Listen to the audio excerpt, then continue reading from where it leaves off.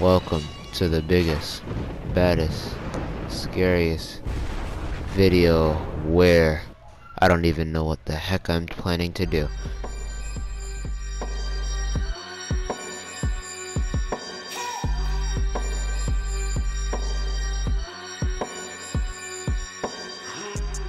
So like all of my videos, I don't even know what I'm planning to do. This is just a last minute resort because I can't keep up with a proper schedule. I know it's a schedule where it gives me an entire week to come up with a video and or edit it, but you know, I'm just too lazy and I don't even feel like doing all of it.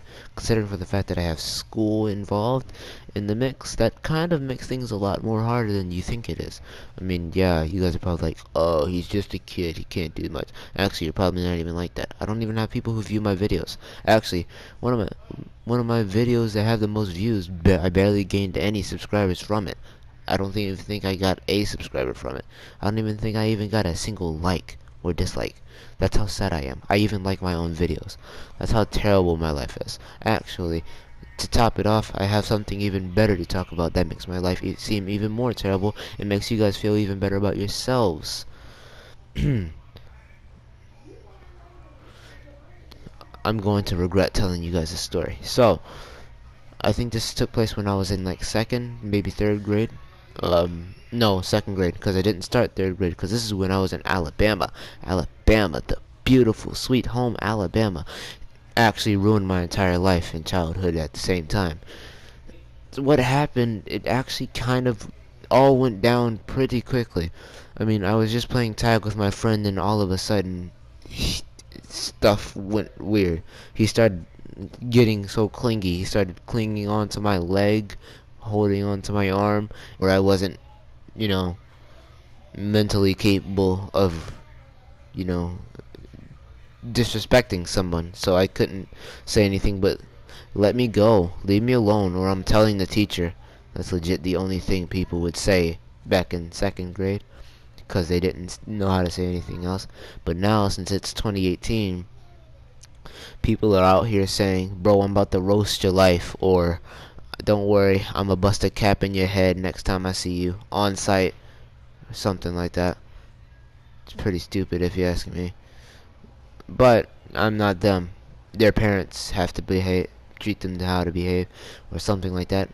Alright, getting into the story. This is when I was in second grade, playing tag. The guy got too clingy and clinged onto my arm. Didn't like it. I threatened to tell the teacher. He let go, so I started running away like a pansy.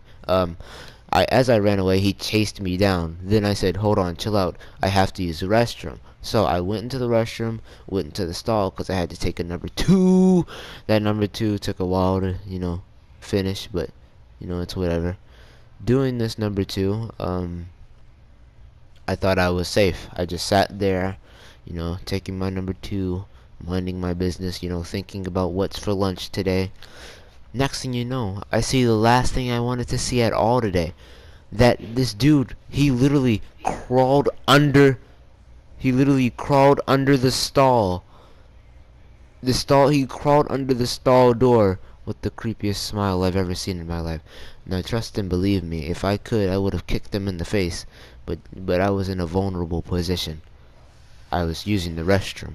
And when you're using the restroom, you're most vulnerable, because you're half naked. But I mean, what he did next was to make things matters worse, or something like that. He got up, he stood there, smiled and laughed, chuckled, did whatever he did. I said, dude, do you know what you're doing? This is nasty. He smiles, chuckles. Honestly, if I knew what rape was, I'd probably call it out pretty quickly. He smiled and chuckled at me and said, and he didn't really say anything. All he did was, what he did was just horrifying. What he did, he pulled down his pants and tried to pee in between my legs. Now trust, I got up as soon as I could.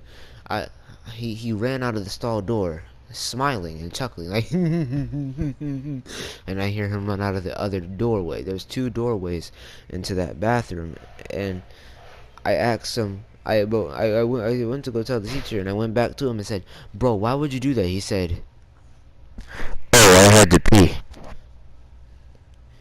That's the excuse he comes up with. You deliberately crawl under the stall, smile at me for about a whole minute, 30 seconds, something like that, and then pee on me and say, "Oh, I had to pee," as your excuse for why you did it. That doesn't add up to anything. Honestly, if I were, the kind and loving person I am, which I really am not, but we'll go get into that topic another video. But if I weren't the kind and loving person I was, how about that? I probably would have done something more violent than to tell the teacher. He did get in trouble. He was not allowed to come towards me, and then the worst part was that I had to tell my mom what happened. That's where I had to get all personal and stuff.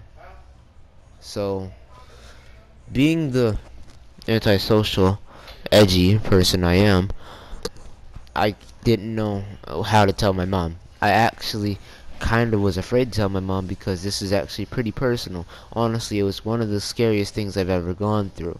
But that being said, I told my mom, I told the teacher, I never saw him ever again. That's my story or whatever. So, if you guys liked the video, be sure to leave a like, comment, subscribe.